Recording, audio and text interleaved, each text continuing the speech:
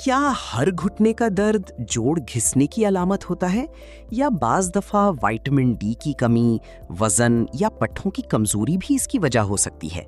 घुटने के दर्द का ये मतलब नहीं है कि जोड़ घिस गया है या आपको आर्थराइटिस हो चुका है। There are many reason. Age के अकॉर्डिंग है, हिस्ट्री के अकॉर्डिंग है कि अगर आपको कोई जो प्रीवियस इंजरी हुई है उसकी वजह से हो सकता है, आपकी कोई मेनिस्कल टीयर है, कोई लिगामेंट टीयर है उसकी वजह से हो सकता है, आपकी वर्क रूटीन खराब होने की वजह से हो सकता है। ये मतलब नहीं होता कि घुटने में दर्द है तो इसका मतलब कि घुटना खत्म हो गया है, घुटना घिसना शुरू हो गया है। You need proper checkup. आपको प्रॉपर चेकअप करवाने की ज़रूरत है, प्रॉपर इलाज करवाने की ज़रूरत है। मोस्ट ऑफ द टाइम ये ट्रीटेबल कंडीशंस होती हैं। हाँ, एज के साथ रिलेटेड या डीजनरेटिव चेंजेस होती हैं, उनकी मैनेजमेंट डिफरेंट होती है।